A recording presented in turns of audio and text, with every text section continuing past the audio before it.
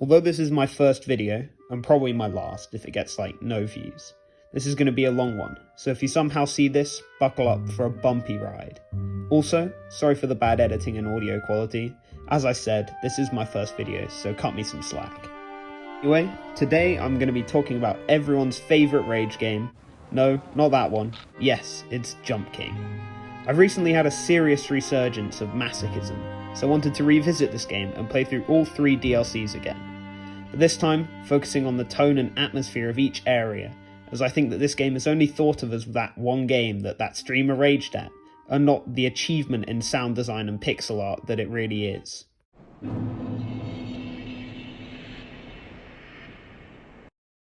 You begin your long ascent to finally acquiring a girlfriend in Redcrown Woods, one of the easier and more relaxing areas in the game, which has some great ambience with the birds chirping. Editing the video, I've now realised that it's crickets and not birds in the background. I am an idiot. And leaves rustling in the background. I also enjoyed the smooth transition to the titular crown that is actually just one massive floating red tree. The starting screen is also quite relaxing, with the fire and slightly rude, but also endearing old man, although I never figured out what the perspective is doing at the bottom.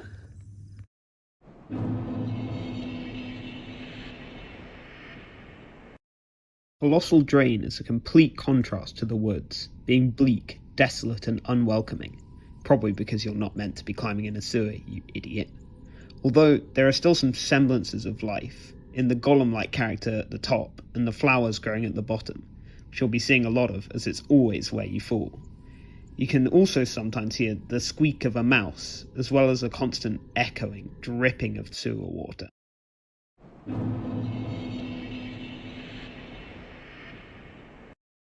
False King's Keep is where the real atmosphere begins. You feel warm and comforting under the torchlight outside the rain. You can hear the crackle of torches as well as the fires from the kitchen below, on top of the constant pattering of rain on the brick. The area is also pretty low risk until you reach the infamous streamer jump, which can send you all the way back to the middle of the sewers and is very deliberately positioned out in the rain to make it feel even less comforting. However, if you brave this area, you'll eventually reach one of my favourite areas in terms of atmosphere, Bargainburg.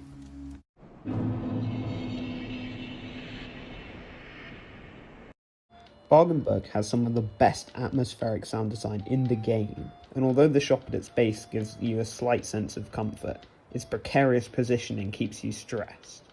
You can always hear the sound of this shop music playing below you, a trend that reappears in the last DLC. And this song might seriously be one of the most catchy songs I've ever heard, despite being deliberately out of tune. You can also occasionally hear the ring of church bells and the flapping of crows.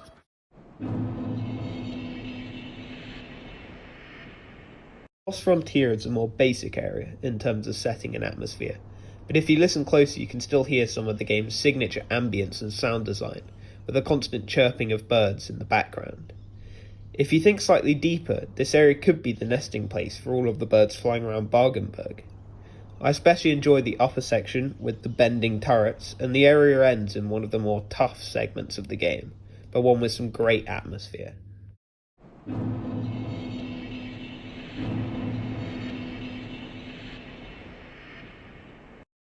I'm going to group together Windswept, Bluff and Stormwall Pass, as they both suck, and also both have similar vibes, being heavily snowed and windy areas which give an unforgiving atmosphere, adding to the equally unforgiving platforming.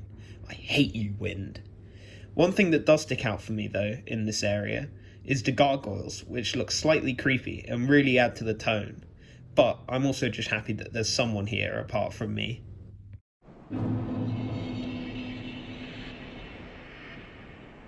One of the most iconic moments in the game, in my opinion, is when you finally brave the wind and snow of Stormwall Pass and see the warm light of the only checkpoint in all 3 maps above you, and if you're like me then swiftly fell back down.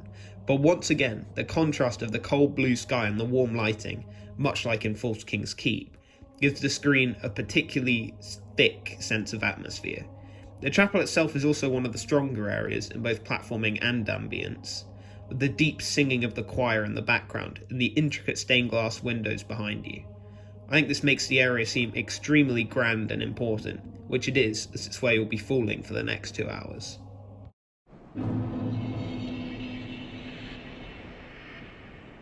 Penultimate area, Blue Ruins, is in my opinion by far the most challenging area in the main game, but is also one of the areas with the more relaxing tone, along with the first area, Redcrown Woods. The sky instantly turns a starry black, and a beautiful melody starts to play in the background, although I'm always too busy panicking and trying not to slide off the stupid ramps to pay much attention to it.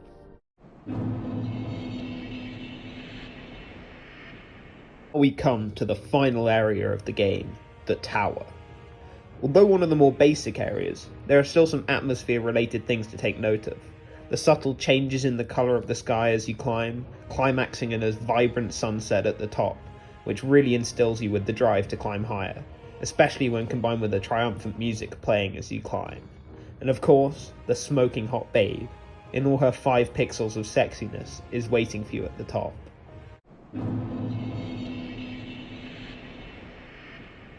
As well as some more audio and overall visual related comments I've been making, I also want to talk for a minute about the beautiful pixel art across the entire game. The backgrounds are full of bright colours and little details that really add to the immersion, like the vines climbing the walls of Bargainburg and the light fog creeping across it, really sending home the fact that it's an abandoned and desolate village. Or the suspicious brown stains, tiny mice, and equally suspicious dripping liquid from the ceiling in the Colossal Drain. You could spend hours just admiring all of these details, and it really makes me happy knowing the passion that went into creating these backgrounds.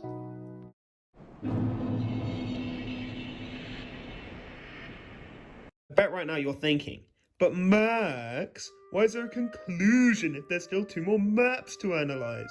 You said this was going to be a long video, but it's only like 7 minutes in. Well, I lied. Turns out making videos takes quite a bit of time and effort, and I don't want to make this one massive video just for something to go wrong or it to literally not get a single view. Also, at the time of recording this, I haven't actually replayed the other 2 maps yet, but let me tell you, they make the first map seem dull as dishwater. So I'm going to put in a goal. If this video gets more than like 2 views, I'll make the other 2. I'll probably make them anyway, because it's the summer holidays right now and I have nothing better to do. But if you did enjoy this video, at least a little bit, it would really help to inflate my ego if you could like, comment, or subscribe to just show me someone else is watching this and not just me. Anyway, I hope you enjoyed, and also I hope this shone a light to how much work went into that one game that one streamer raged at. Anyway, bye for now, I guess. So I've now played through both Jump King DLCs with some difficulty.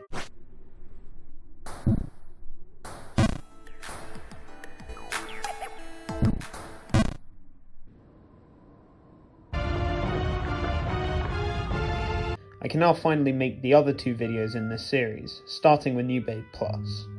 In my opinion, much like The Dark Knight to Batman, or, I know I'm going to get a lot of hate for this one, The Two Towers to Lord of the Rings. Okay, calm down. The second Jumpkin map has by far the most in-depth, interesting, and just plain good atmosphere of the 3. Therefore, I predict that this video will be the longest of the 3, but we'll see about that, and you'll probably already know anyway. Anyway, without further ado, let's get into it.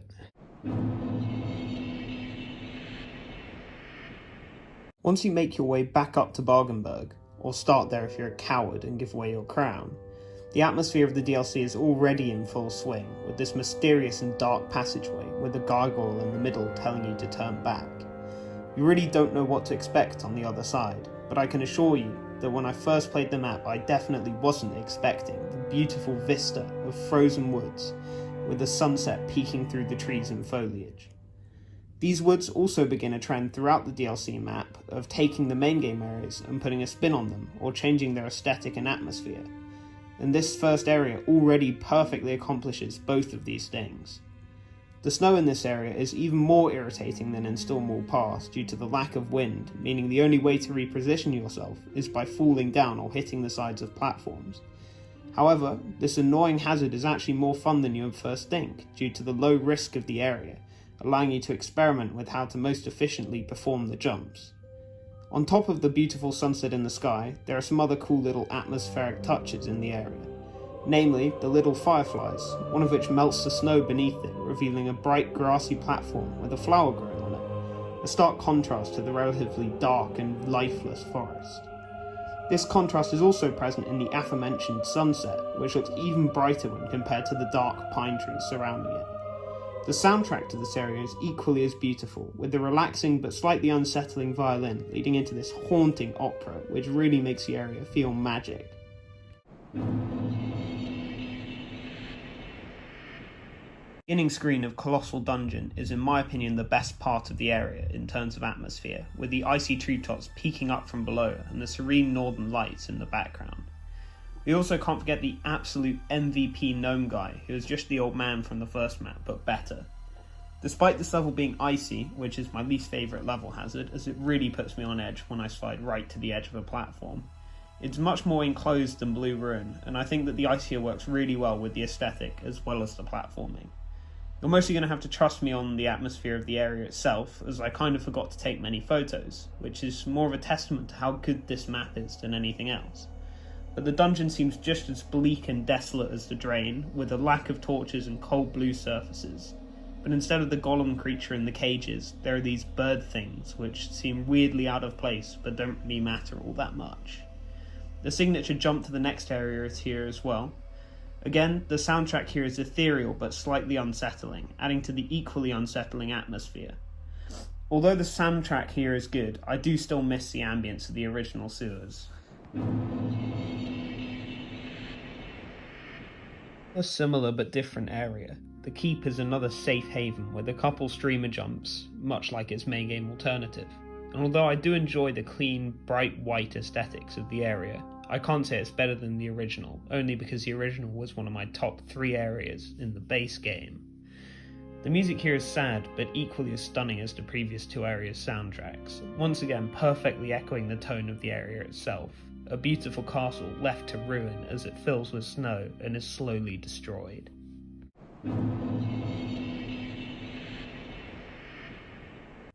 This area always has me wondering whether this DLC is set back in time from the original game or in a parallel reality.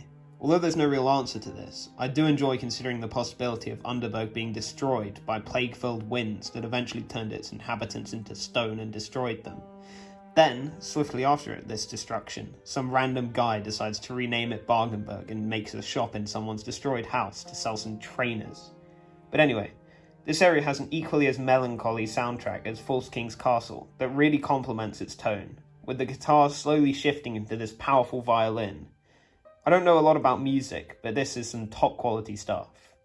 I find it insane how AAA video games usually, cough cough Doom, cough cough Skyrim, cough cough Elden Ring, have much more bland and less exciting soundtracks than smaller indie games like Hollow Knight, Undertale and Jump King, despite having much larger teams and bigger budgets. It once again just goes to show how much passion goes into these games. Jeez, I'm getting sidetracked here. Okay. The area has some irritating green wind that can cause some nasty falls if you're unlucky, but overall the area is relatively easy to complete if you're patient enough to wait for the wind to change. However, it can be brutally punishing if you're not. This tedium really starts to get to you, as you're going to be falling down here at least 20 times, and I know that's a low estimate compared to my first playthrough, due to the intense difficulty and punishing nature of the following area. At least the soundtrack slaps, and you can have some great conversations with the inhabitants. This is probably one of my favourite areas, just in general, in the game, and sets the bar pretty high for the second half of the game in terms of atmosphere, and just general vibes. I find that my drive to fight through the tedium of Underburg is almost entirely fueled by the serene and relaxing atmosphere and music here. The patter of rain on the white brick, the soft pink of the cloudy sky, and the subtle piano music in the background all give the area such a sense of comfort. That is, until you mess up the literal first jump and fall all the way back down again.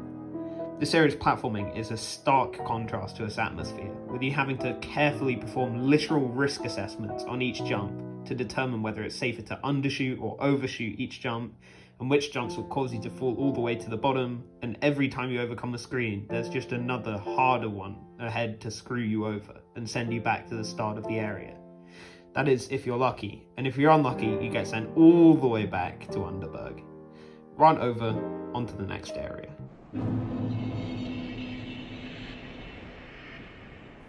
Here it is, the peak of Jump King atmosphere.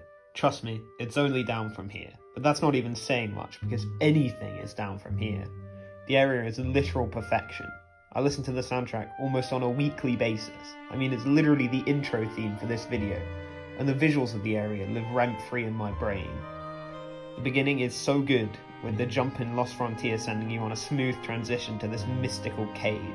You have no idea where you are as the title doesn't come up yet, but the joy you feel when you see the map looping over itself. It's the only half checkpoint in the game. The area itself is just mesmerising. The fairies from Brightcrown Woods make a reappearance to try and make you stay with them and tell you jokes. I have to fight the urge to stay every time.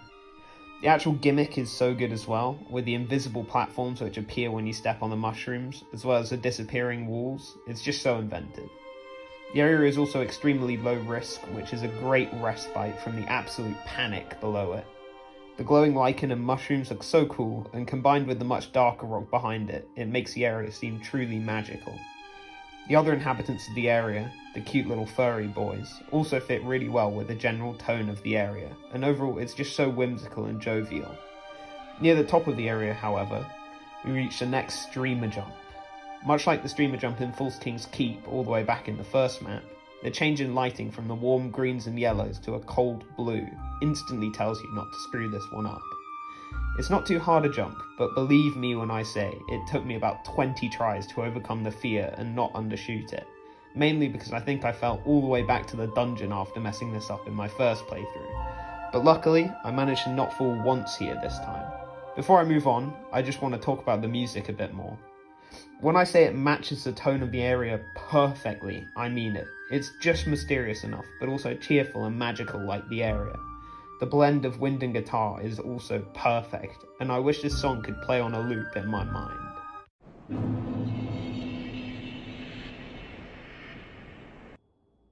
This area begins with another smooth transition as the Hidden Kingdom becomes hidden once again, leaving you with a dark grey sky. This transition is the complete opposite of the main game, with the light of the chapel being a welcome sight after the unforgiving Stormwall pass. Here, however, the Hidden Kingdom had been the comfortable zone, and the Sanctum is equally as unforgiving, if not more, than the pass. The area itself has some great atmosphere, being dark and mysterious, with the snake in the background winding its way between the columns. Although you can't fall far here, many of the jumps will send you back far enough that you have to do the streamer jump again, which is never fun. But at least I can listen to that sweet Hidden Kingdom soundtrack again. The music in Black Sanctum flawlessly matches the tone of the area once again, with a similar operatic score as the Chapel Perilous, but this time much more unsettling. This, combined with the dark, gloomy visuals, really gives you a sense that you shouldn't be here and are encroaching on someone else's territory. That person is the snake, which eventually reveals itself and gives you some spooky voice lines. At this point, the bird also pulls a 180 and starts flying back down, and if you do choose to get rid of all your progress and collect the ruby, as well as making your way all the way back to the snake afterwards, your reward is a ring, which makes all the platforms slippery. Thanks, Jump King. Anyway, at the top of the area is an Eye of Sauron-esque purple beam, which illuminates the sky around it and looks really cool and unsettling next to the black sky.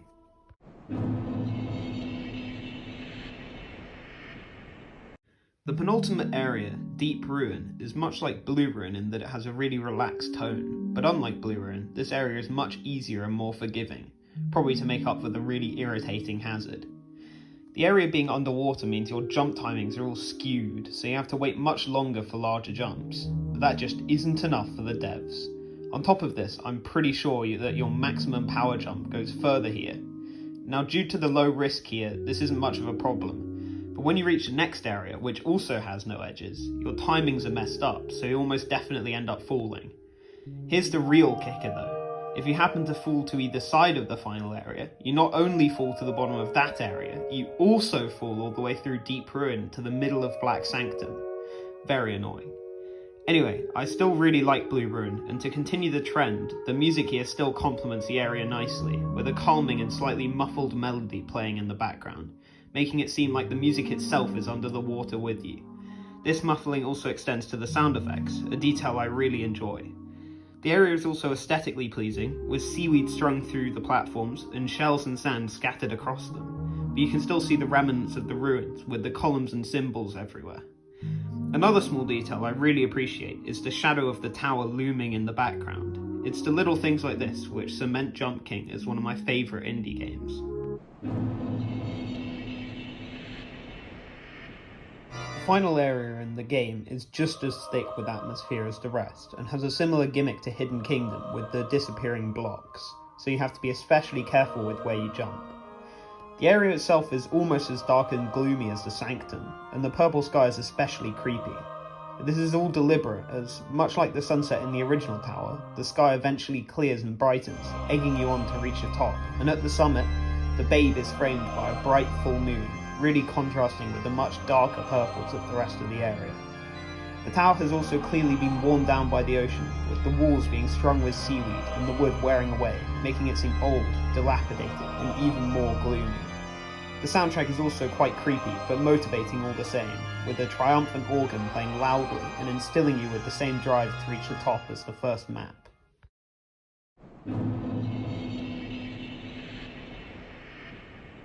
As I've been consistently saying throughout the video, the music in this DLC is what really sets it apart from the base game, with each track expertly matching the visuals and tone of the area it belongs to. There is also a lot more variation and experimentation with the hazards, as well as the colour schemes, where the base game mostly consisted of gloomy grey backdrops, which were cool and atmospheric in their own right. The DLC has a whole host of blues, purples, greens, bright areas, dark areas, and all sorts of other visuals, which do make all the difference to the tone and atmosphere overall.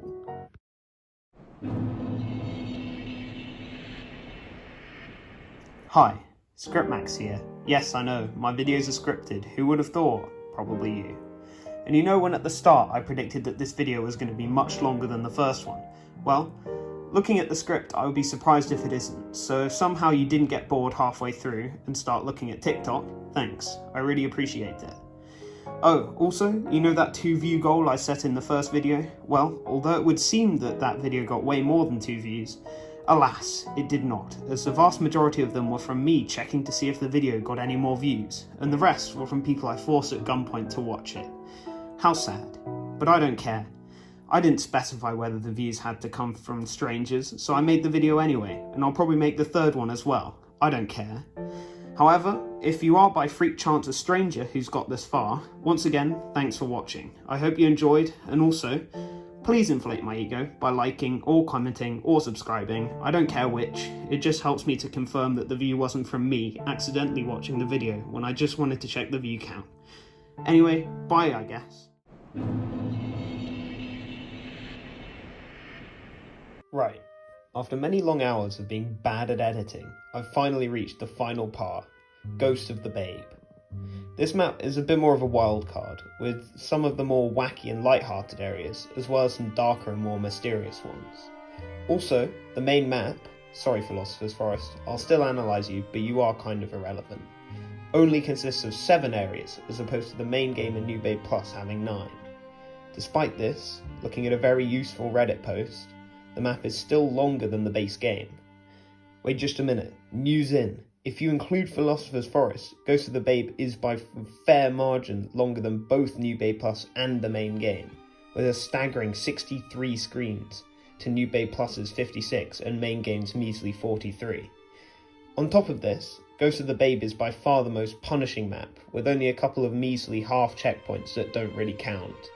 And, between checkpoints, literally 90% of the falls send you right back to the start of the checkpoint, or even further down if you're unlucky.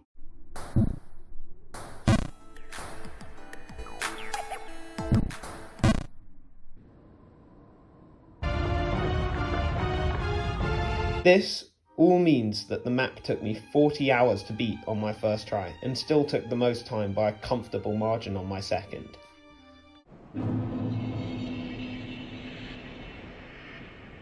Although this area isn't a part of the main map, it still deserves a mention for its whimsical and bright tone. Luckily, unlike New Babe Plus where you have to beat half the main game to even access the DLC, again, unless you're a coward, the entrance to the forest is just in Redcrown Woods.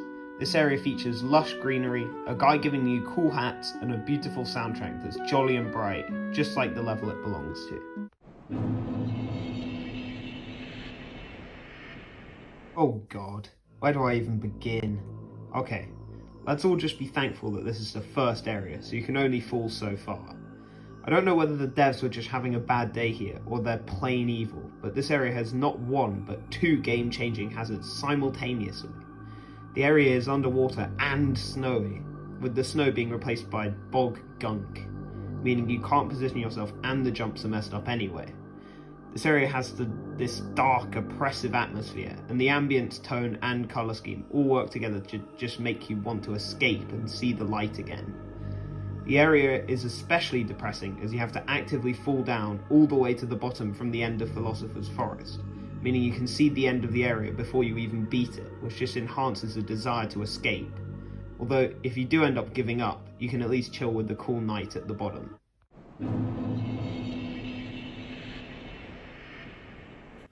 Let's just get this out the way. This theme song rivals the Bargainburg jingle in catchiness. I can vividly hear the song playing in my head as I write this script, and I bet I'll hear it even after I've made the video. This catchy and upbeat melody, combined with the much brighter, albeit still disgusting, visuals, make the area a nice reprieve from bog. This does, however, make the couple of streamer jumps that send you back to bog all the more tense, as the area acts as a half checkpoint. The cool thing I noticed while playing through Moulding Manor is despite being very similar to False King's Castle, in terms of being a bright and beautiful piece of architecture left to rot or fall apart, the music, and Jolly Pink Guy in Moulding Manor, makes the areas polar opposites in terms of mood. It just goes to show how far a good soundtrack can enhance or straight up reverse an area's atmosphere.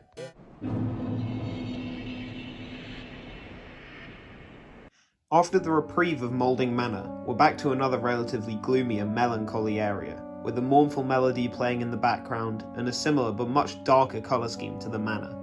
The gimmick of this area is the slimy puddles on some of the platforms acting as ice. Yay, my favourite. And this area can be very punishing, but you ain't seen nothing yet, being able to send you pretty much to the start of the manor from any point. You can also chase around a fly here until he leaves you a note gloating about being able to fly. What a piece of garbage. Anyway, when you see the second half checkpoint at the end of this area, it's another clear Chapel Perilous or False King's Keep moment. As all the previous areas consisted of greys and greens, you can see the bright orange light, which is so refreshing. Unless you miss a jump, that is.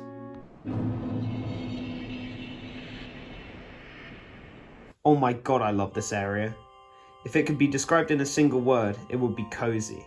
It's clearly inspired by False King's Keep, with the blue snow outside instead of the rain, and the same bright orange light within, but this time with cats. I mean, when have cats ever made anything worse? Come on, they even talk to you. Even if you're a cat hater, I won't believe you don't find this area relaxing. The building is akin to an alpine lodge, with books lining the walls and these cute little cat head lanterns that you have to jump on. They almost remind me of the columns in Black Sanctum with the diagonal sides, although the two areas couldn't be more different. The music here is just as cozy, with a cute little melody playing to complement the cute little kitties. It's just the perfect checkpoint area, but it's still not as good as Hidden Kingdom, and it's probably the area the average person spends the most time in during their playthrough, as there's only 2 streamer jumps that can send you back to Bugstalk, and these are in the area above, and even if you have a second chance not to screw it up. Much like Hidden Kingdom, however, I remembered my past trauma of falling all the way back to the bog and was extra careful and managed not to fall back once. However, due to the lack of edges in some of the following areas, most of the falls after here, even up to the penultimate area, skip an ungodly amount of screens and send you right back to Kitty Palace. How fun.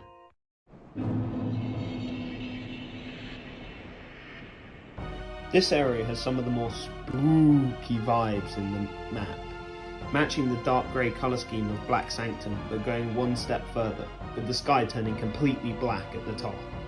This is also the location of the fake out ending, which looks just like the top but isn't.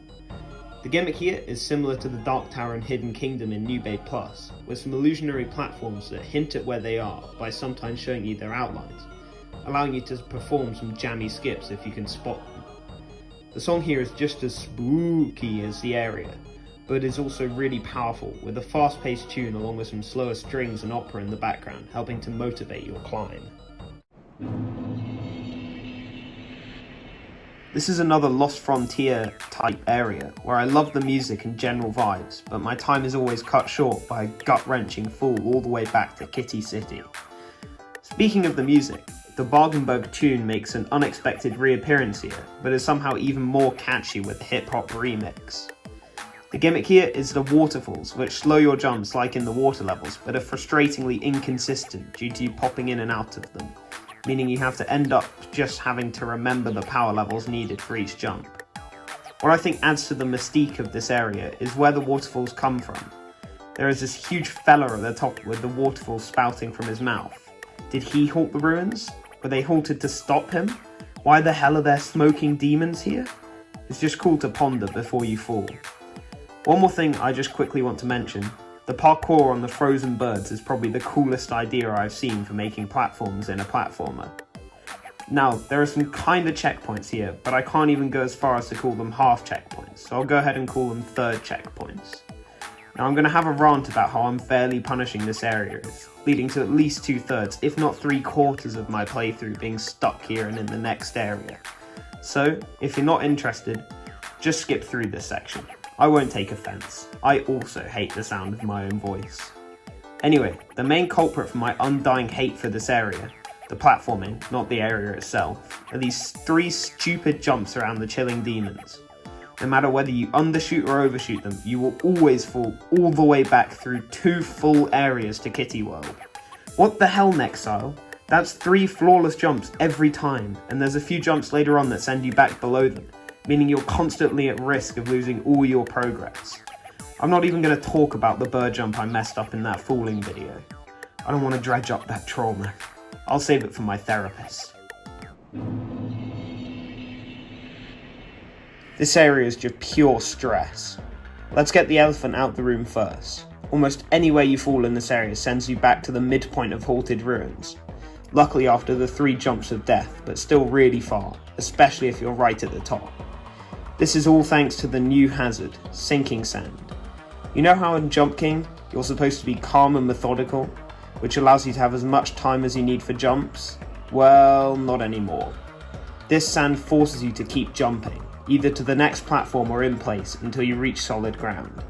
On top of this, it acts like water in that you need to give your jump some extra power to escape and reach the next platform, meaning you always end up undershooting every jump, and, if you're like me, you then end up overcompensating and start to overshoot them instead.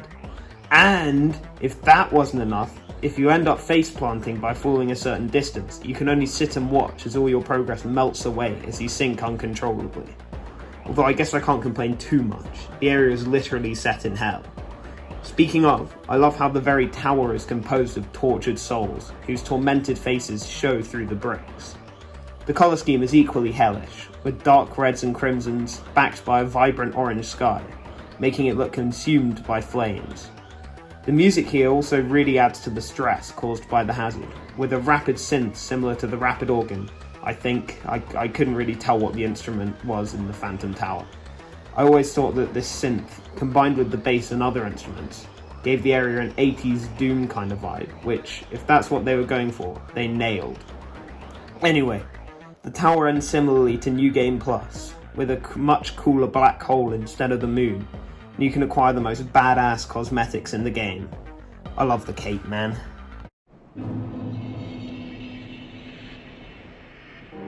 There's not much else I want to talk about here, except how each DLC has depicted a kingdom left to ruin, but they have each done it in their own unique way, coming up with unique colour schemes, hazards, and whimsical little characters.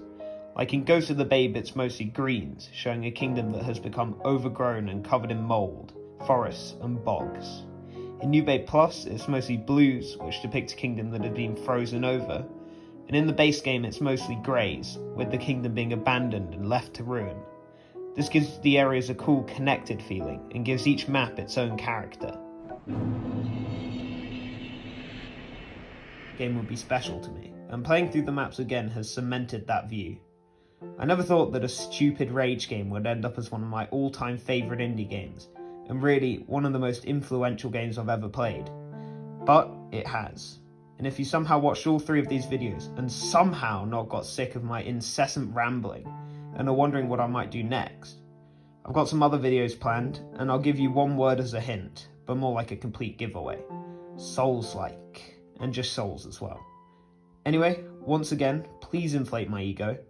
I don't know for sure, but some of my earlier videos have got more views than I have friends who care about these videos, so maybe some of you have got to the conclusion and helped me out, so thanks. Also, I can confirm that more than 2 random people have seen these videos, which passes my view goal. So, this video and the new Babe Plus one are completely justified. Bye for now, I guess.